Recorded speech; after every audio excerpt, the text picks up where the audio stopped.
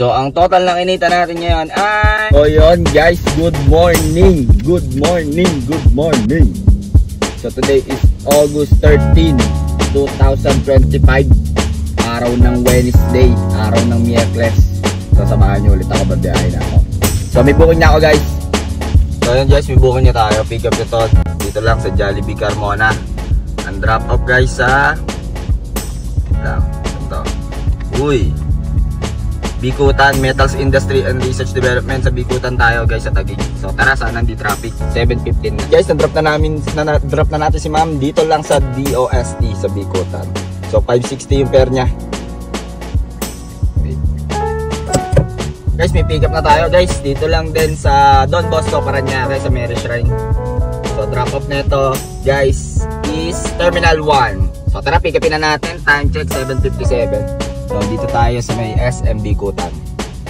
So guys, napansin ko ngayong Wednesday medyo kalmado pa yung kalsada, hindi pa masyadong traffic.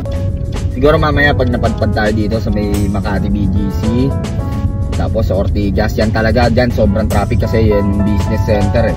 Pero pag dito sa Maynila pa Terminal 1, 2, 3, medyo kalmado lang yung atake. Tingnan natin mamaya guys kung ano mangyayari kasi ngayong Wednesday is Baclaran Day. Maraming napunta ng Metro Manila, ng Maynila ngayon. So update ko kayo guys. Guys, nababa na natin si Sir, Simon si Sir. 379 yung pair niya. 342 Malines, nagbigay 500. So may pick up ulit tayo, dito lang yan sa baba. Ang drop off nito guys sa Cowboy Grill Ermita. So tara, pick upin na natin. Time check 8:42. Drop ko na si Sir. Dito lang sa Ermita, 311 yung pair niya, 400 binigay, nag-tip 89 pesos. So waiting tayo ang another booking. Time check 9:21. And guys, sa wakas napasuhan na tayo ng booking. Ang layo niya, 260 meters, Manila Doctors Hospital. Dito lang din ang drop off, oh. Alaw Avenue. Ikot lang. Tara, palagan na natin yan. Kaya sa wakas, 10:45. So yun guys, medyo matagal tayong tumambay. Kasi walang booking, tsaka hindi ako nagra-rolling, nakatambay lang ako dito sa may Kalaw. Ganun talaga, nangyayari talaga yun. May mga araw na matumal lang mga booking. Pero okay lang, palag-palag lang. Kaya, laban lang. Then si madam, ganun lang kabilis yun. 74 petot, 64 Malines. So waiting tayo, another booking. Dito tayo sa Kalaw guys. So, 10:52. Guys, may booking ulit tayo. Dun ulit ang pick up, Manila Doctors. Drop off neto guys sa Makati Central Square. So tara, pick upin na natin to. 10:56. Dito tayo sa Kalaw. Hindi pa ako naalis. Kung si Sir dito lang sa The Beacon Tower sa Amorsolo.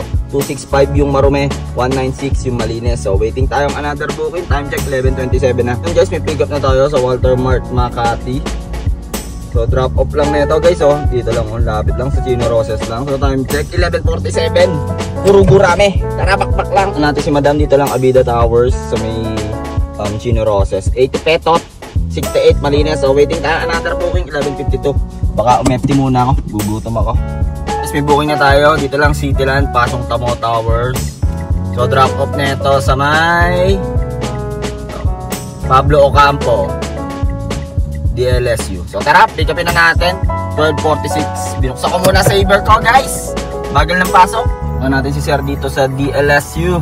So 194, 134 yung Marume, 108 Malines. So waiting ulit tayo booking guys. Ang Tumal 110 na. May booking na ulit tayo guys. Pick up lang nito, Providence Tower Estrada. Drop off nito guys sa Supreme Court, Padre Paura. So tara, pick upin na natin. 460 meters, time check 1:21. Puro gurame! So yun guys, nakita nyo naman kung mahirap talagang mga kumita ngayon kasi medyo matumal ang biyahe. Kasi nga, anong date pa lang ngayon? 13, August 13. So seasonal lang talaga ang kitaan dito. Pero malamang yan bukas. Maganda-ganda, bawi na lang tayo. Yan talaga business, hindi araw-araw panalo, no? So mamaya papakita ko sa inyo kung ano ang earnings ko. Minus natin yung gas, tsaka yung panghulog sa sasakyan. So para makita nyo, hindi araw-araw Pasko dito. Yan lang. Kung sa Pilipinas, paano di magta-traffic? Ayan o. Paliko yan eh, tapos dyan siya nag-park. Ay nako, only in the Philippines. Baon na sila sir dito lang sa Supreme Court. Sa Padre Paura, 131 ampere nila, 100 Malinas. So may pick up ulit tayo guys. DOJ naman. Drop off neto guys sa ito, DPWH sa port area. So tara, pick upin na natin. Nandun lang si sir oh. Let's go. Time check 1:30 ko na sila sir dito lang sa DPWH sa port area. 164 ampere nila, 122 ang Malinas. So may pick up ulit tayo eh no. Diyan lang oh, 250 meters ang layo. Saan drop off nito? Uy, Imus tayo guys. Imus to, Anabu. So tara, pick upin na natin to. Buti pinatuhan tayo malayo. Sana makabalik ulit tayo Manila. 157 is may dala daw na box si ma'am. Pero check natin. Dala nilang box. So tara, tira natin. So na-drop na natin sila madam. 848 ampere nila, 602 ang Malinas. So time check 3:48 na ng hapon. Awit yun guys. Sinundo ko sila dun sa may port area. Pero gagamitan ko na to ng set desti para makauwi na ako. Medyo tinatamaan na ako ng katam. So yun lang, update ko kayo guys. So yun guys, nakaset din na ako pa uwi. Simula dito sa may Anabu sa Imus.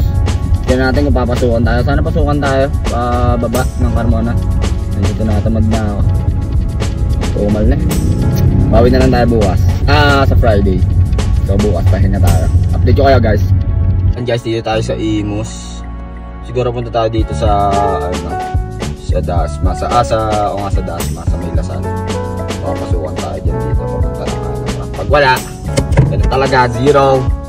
20 kilometers, talo lang tayo ng 100 pesos dyan. Pero tara, uwi na tayo. Tinatamad na ako. 350 to na. Pakita ko sa inyo mamaya yung earnings ko. Guys, may passenger tayo. Gumana yung set din natin pa Carmona from Imus. Kaso dito ako pinadaan sa Daang Hari. Dito pick up o District Imus Transport. Kaso dito ako sa Daang Hari pinadaan guys oh. Daang Hari yan o. Ayan o. Daang Hari. Saan drop off na ito? Sa Modern Roofing Center. So sa Daang Hari. Pero pag drop niyan, try natin umakyat dito sa Alabang. Or diretso pa tayo konti. Sa Ibiga, sana makukuha tayo pa ganun pa. So tara, pick upin na natin to. Time check 4. Opo na sila madam. 190 yung pair nila. 171 ang Malinas. So time check tayo 4:26. So uwi na ako. Medyo tinatamad na ako. Swerte pag pinasukan tayo. Pag hindi, okay lang din. Rolling tayo. Punta tayo dito ng konti sa may Evia. Or akit tayo dito. So update ko na lang kayo. Guys, habang naghihintay tayo sa Evia, napasukan tayo. Ang pick up Evia. Drop up nito dito guys. Sa pauwi sa atin sa may Magsaysay Road sa may San Pedro. Siguro rolling na tayo dito pauwi sa ating lungga, Anong Rock, Etiba. So tara, pick upin na natin to guys. Tapos mag-computer na tayo ng ating kinita mamaya. 5:05 na. Na-drop ko na si madam dito lang sa Springville sa San Pedro. 159 ampere nya, 123 Malinas. Nagbigay ng 50. Thank you po madam. Time check. Guys, update lang, nakauwi na tayo sa lungga natin, no? So, pakita ko sa inyo kung magkano ba ang kinita natin ngayon. So, ang total ng kinita natin ngayon ay 2,562. O, ayan, yung tip natin nung una, ito yung pangalawa, ito yung pangatlo, tapos inad ko. So, pakita ko sa inyo kung magkano ba ang totoong kinita natin. Minus natin yung gasolina natin, 1,000. Minus natin yung panghulog natin sa kotse, 1,000.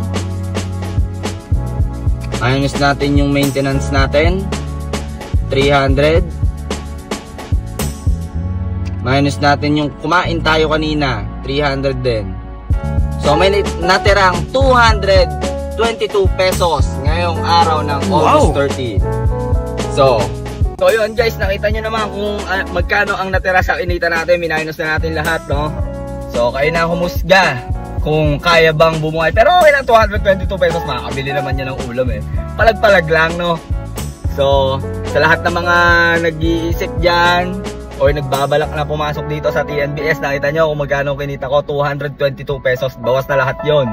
So pag-isipan nyo mabuti kung tama ba ang pasukin pa ang TNBS or hindi na. Pero hindi naman araw-araw ganon. So ganun talaga buhay, ganun talaga business, may talo, may araw na panalo, pero palag-palag lang, no. So bumiyahe tayo kanina, ano oras ba tayo? Mga 7, nakalapag tayo dito mga 6, mga 9 or 10 hours. Wala, pinauwi agad ako ni Papa G. Nasa ano tayo, nasa Rojas Boulevard tayo, pinasukan sa port, pinasukan tayo ng pababa agad sa Imus. Medyo tinamad daw.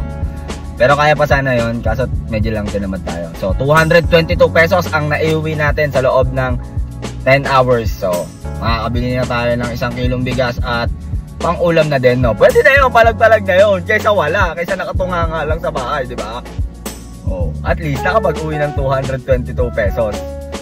So yun lang guys, ganun lang ang mga diskartihan natin, no. Nakakatuwa lang. Palag-palag lang, no. So disclaimer lang ulit, no. Pinapakita ko lang talaga ang realidad dito sa TNBS, no. Hindi araw-araw Pasko. Kala nyo madali dito, mahirap din. So masyadong mahaba tong video na to, kaya na bahala humusga kung papasukin ba, dapat bang pasukin pa, or kumikita pa ba ang pagiging TNBS driver or hindi na. So kung ano man ang diskarte mo sa buhay, araw-araw mo lang galingan, makakamit mo rin ang tagumpay. It's your boy KOLIN signing up. Peace!